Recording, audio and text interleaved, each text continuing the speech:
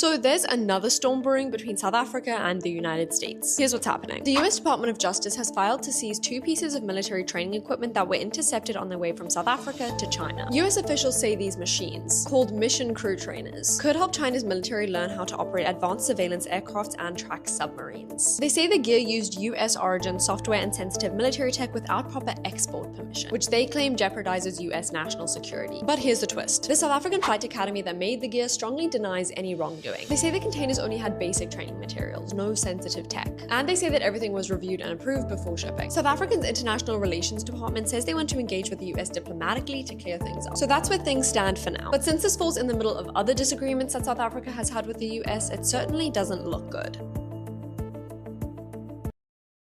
Hartlike goeiemôre kykers en luisteraars, baie welkom weer eens by hierdie uitsending. Jy het nou so vinnige uittreksel gesien van nog 'n rede wat aangevoer word vir die Amerikaners, vir die Trump-administrasie om sy humeur, sy geduld te verloor met Suid-Afrika. Nou ons het 'n oulike Afrikaanse spreekwoord wat sê as jy 'n stok soek om 'n hond te slaan, dan kry jy 'n stok. So met ander woorde menende, as jy 'n rede soek om teen iemand aan te val, iemand te victimiseer, iemand sleg te maak, hoe dit ook al sy, sal jy 'n rede kry. Wat hier belangrik is, soos ek altyd vir u sê, ons moet nie te veel rondom die rede draai nie, want dan is ons hommeltuigie daar laag, en ons sien net dit wat die media, die wêreld wil hê ons moet sien. Ons moet die groter prentjie sien, want dan verstaan jy alles. Veral as jy die wêreld na kyk en sien, en die profeseë vanuit die woord van God, vanuit die woord wat ek is, As jy dit dan, daardie kennis het, sien wat in die wêreld aangaan, nie naby elke stokkie na kyk nie, maar daar is in die stokkie sien vir wat hy is. En dit is belangrik. Daardie spreekwoord sê, as jy 'n stok soek om mee te slaan, sal jy een kry. Nou hierdie wat ek nou vir u in die begin van die video gespeel het, is net nog 'n stok. Kom ek speel vir u net, is 'n stok wat aan u almal bekend is, maar kom ek speel gou vir u nog 'n stok wat gaan oor die militêre, gesamentlike oefeninge van Iran, Rusland, China en Suid-Afrika. Ek speel gou vir u die video. China, Russia and Iran just carried out joint military drills off the coast of South Africa. Chinese, Russian and Iranian warships arrive at South Africa's ports for a week of naval exercises. These drills will start on Friday and run until the 16th of January. And the location of these exercises may matter more than the drills themselves. So let me explain why this is a bigger deal than it might sound at first. 3 countries that are all feuding with the United States just brought warships thousands of miles from home to conduct exercises together in South African waters. And they did it at a place where the Indian Ocean meets the Atlantic, right next to one of the most important shipping routes on the planet. The drills started on January 10th, 2026, and they're running for a full week. China is leading the exercise, which they're calling Will for Peace 2026. South Africa is hosting at Simonstown Naval Base, their main naval facility just south of Cape Town. Russia and Iran both sent ships, and officially, this is all about maritime security, protecting shipping lanes, and improving cooperation among BRICS plus nations. But let's be clear about what actually showed up. China deployed the guided missile destroyer Tangxian and the replenishment ship Taihu. Russia sent the corvette Stoichi from their Baltic fleet, along with the oiler Yelnya. Iran brought the forward base ship Makron and the patrol combatant Nagdi as part of their 103rd flotilla. These ships traveled thousands of miles to get there. The Chinese vessels left from Qingdao back in October 2025. The Russian ships departed from the Baltic in October as well, sailing all the way down the west coast of Africa. Iran's ships made the journey from the Persian Gulf. That's not a casual commitment. That's a deliberate show of presence. And here's what they're doing once they're there. According to official statements, the drills include joint maritime safety operations, interoperability exercises, and maritime protection activities. China's defense ministry said the theme is joint actions to ensure the safety of shipping and maritime economic activities.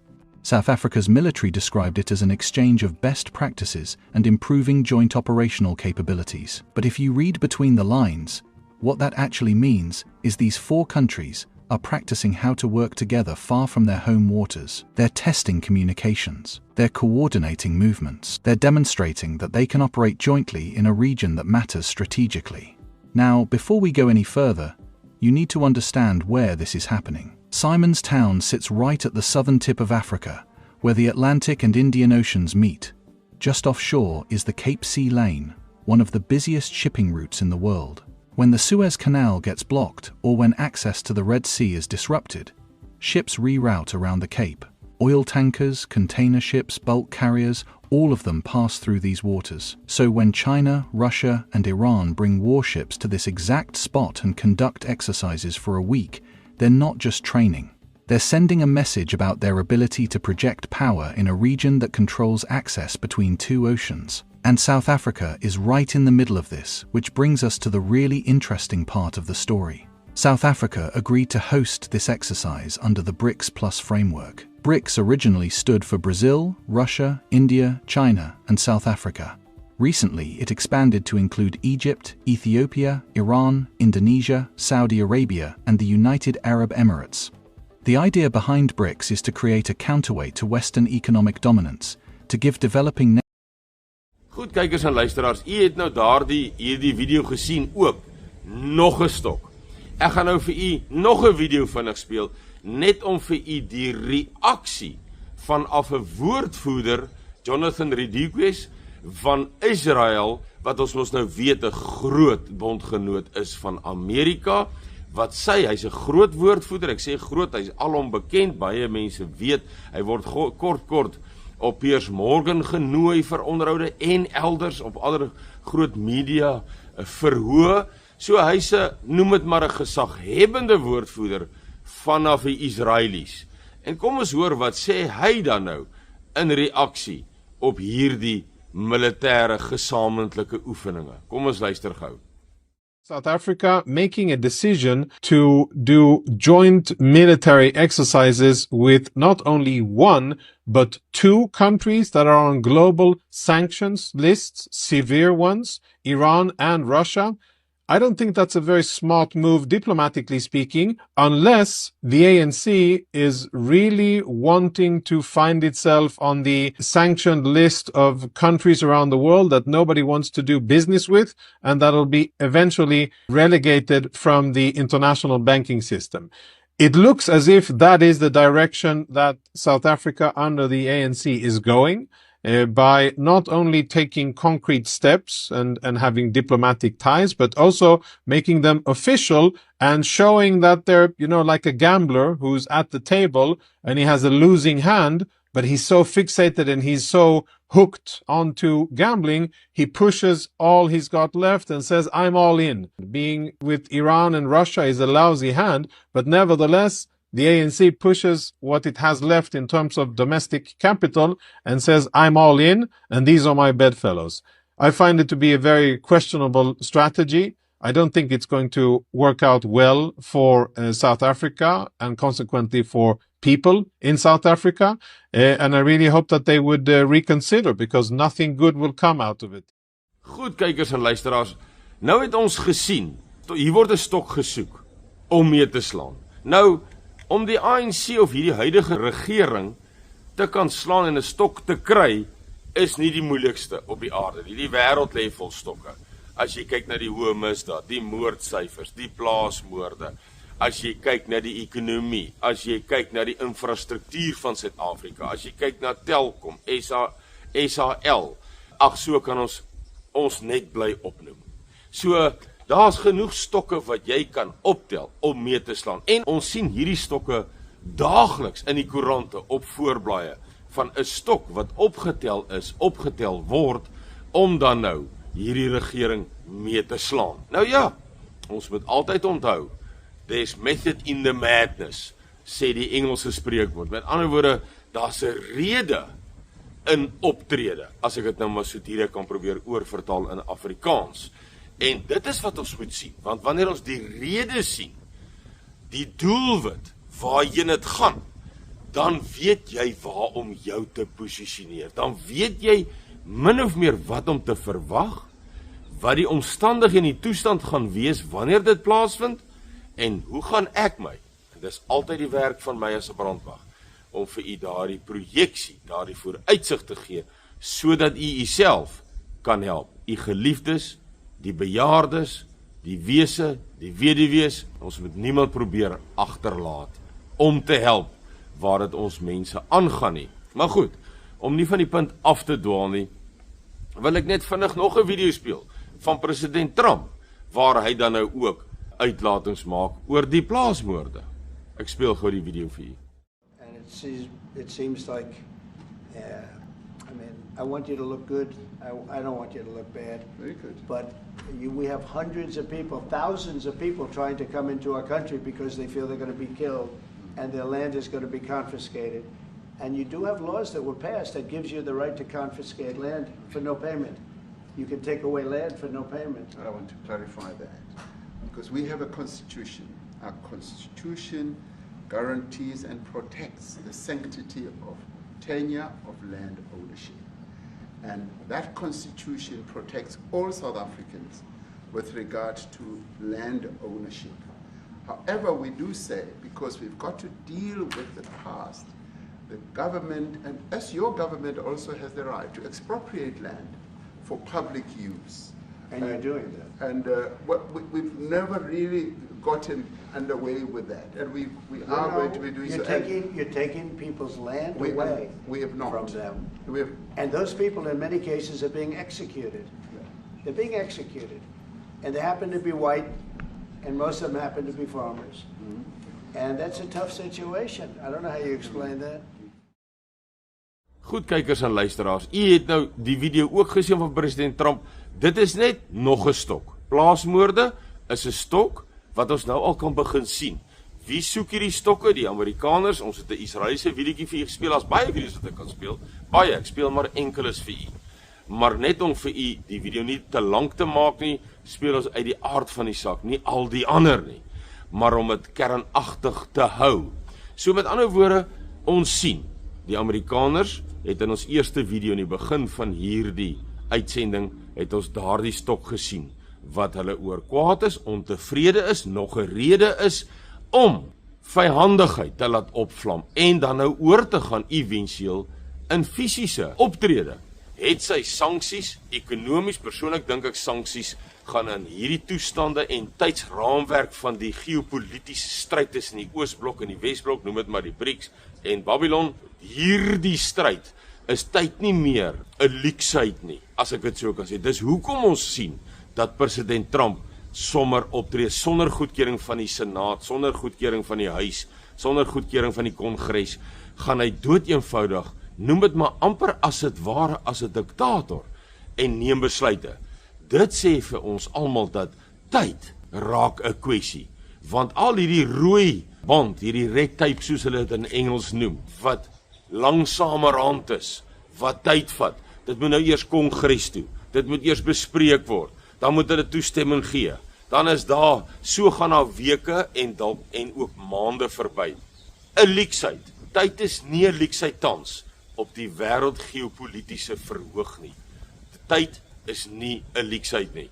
So dinge word versnel. Ons het dit met Venezuela gesien, ons het dit met Nigerië gesien, ons het dit gesien met Sudan het ons dit gesien, ons het dit met Israel en die lande om Israel gesien, Libanon, Hezbollah, Gaza, waar dit begin het, en dan die uitsprake teen Egipte, ons het die optrede in Sirië gesien, nêrens was toestemming gevra vir 'n Kongres, 'n Senaat nie.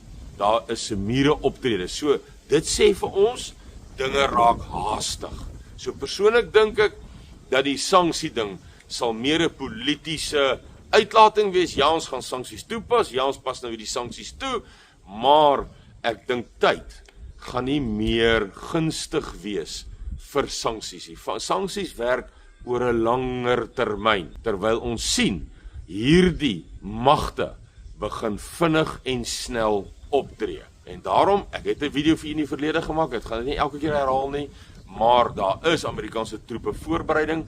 Ons sien die operasie, net vinnig van die os op die jas, die operasie in Venezuela, sê hulle het hy fisies begin. Nou moet jy onthou, die beplanning is nog voor dit. Die fisiese opleiding, inoefening van daardie spesiale magte van die Amerikaners, was al Augustus verlede jaar begin. So dis Augustus, September, Oktober, November, Desember, Januarie. 'n halwe jaar.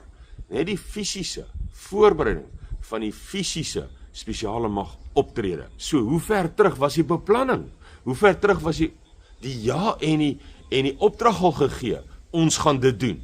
Is dit nog 6 maande? Is dit 'n jaar? Jy weet, daardie dinge vat tyd. Ook tyd. Maar dan is dit 6 maande of 'n jaar, dan is daar 'n sigbare verandering. En dis wat ons nou hier begin sien, kykers en luisteraars. En al wat ons met hierdie video vir u wou wys is, ons sien die stokke wat wie optel, noem dit maar die Amerikaanse regering, die Trump-administrasie, met sy bondgenoot, die Israelies en ander, tel stokke op om die ANC te slaan. Kom ons kyk nie na die stok nie. Kom ons sê vir mekaar en besef, want dis belangrik, om te besef, hierdie regering wat nou vir Venezuela ingeval het, wat Nigerië ingeval het, hulle gee altyd redes. In Nigerië, hulle het nou die oudste kerk, 'n Christenkerk in, ek dink, Libanon of in Gaza, ek praat nou onder korreksie, is die ligging geskiet. In Nigerië sê hulle, ons gaan ingryp as gevolg van die vervolging van die Christene daar. Ek verstaan dit nie. Daar dieselfde bondgenoot het die Christene voorgevlug in Sirië en in Russiese basis 'n skuilings gaan soek. Dis wat gebeur. Soos hy lekker die mekaar speel. Ja, dit sal die mekaar wees, want dit gaan nie hieroor Christene nie. Dit gaan nie hieroor plaasmoorde nie.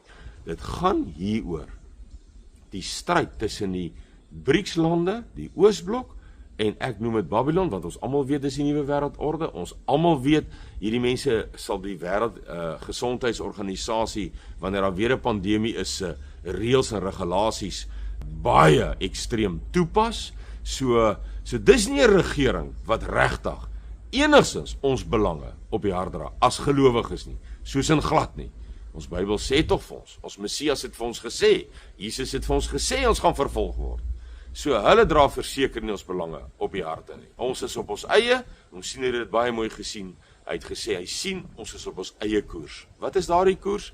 Daardie koers is gerig op ons Skepper, deur sy Seun en sy Gees, Seun wat aan sy regterhand sit, sy Gees, wat ons lei in hierdie leenagtige wêreld van maghebbers, wat ons belange, eerstens ons geloofsbelange, dis eerstens, en dan die res ook ander belange, nie op die hart dra nie, hulle dra hulle belange op die hart.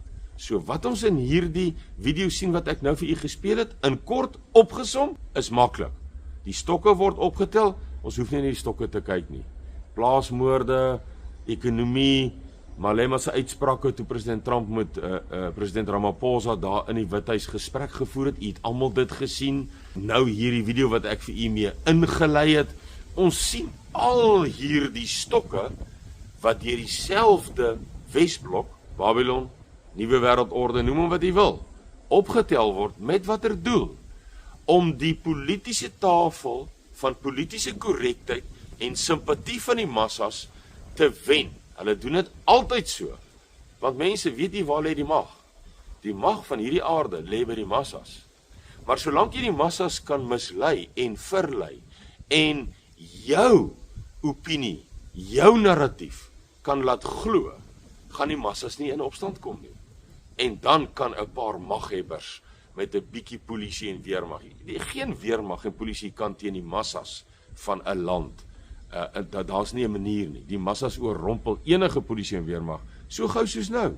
So daarom moet hulle hierdie vooraf narratiewe, vooraf hulle aksies, die simpatie voor so lank kry, sodat wanneer hulle hy simpatie het, ons het vir julle gesê, dat julle het nou hierdie militêre geheime wou julle uitvoer na Iran toe, ons het julle gewaarsku, oor hierdie wrede plaasmoorde van julle, ons het julle gewaarsku oor die uitlatings van Malema, ons het julle gewaarsku oor julle Israel gevat het na die internasionale regshof toe, en, nou gaan ons optree. Hulle sal graag al die massas wil intrek, en as ondersteuners sê, ek sê vir u, hulle gaan nie die massas se ondersteuning kry nie.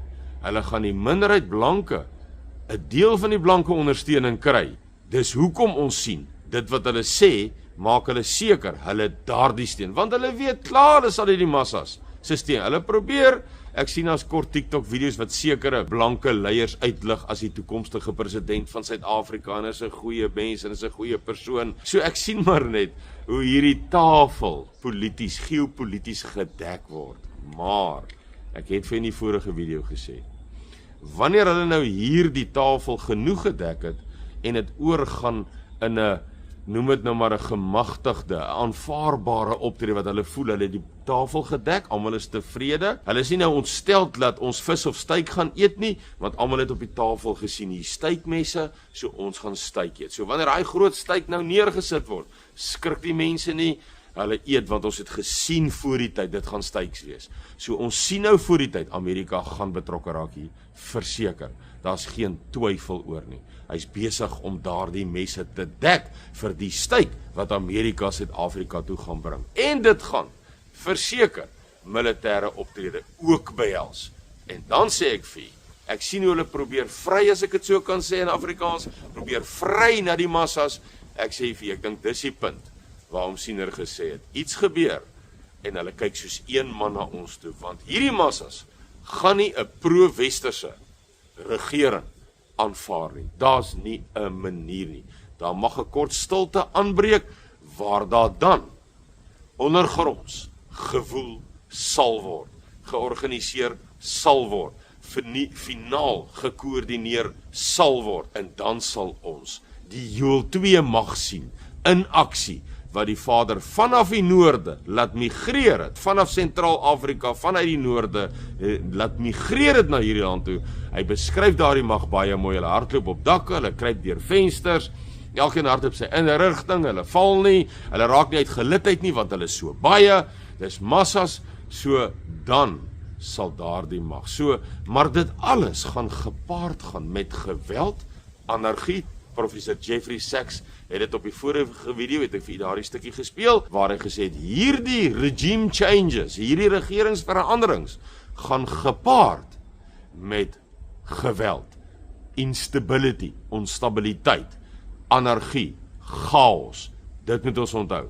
En dis waarvoor die noodplan van Suidlanders daar is, sodat u saam met mense kan groepeer, wat soos u is, en die areas van konflik kan vermy na areas waar daar minder konflik of geen konflik is nie, waar ons al die internasionale reg volgens Geneva Convention het 1976 Junie 8 Junie 1976 protokol 59 en 60 wat ons al die mag en reg het om ons te beskerm met alle middele tot ons beskikking.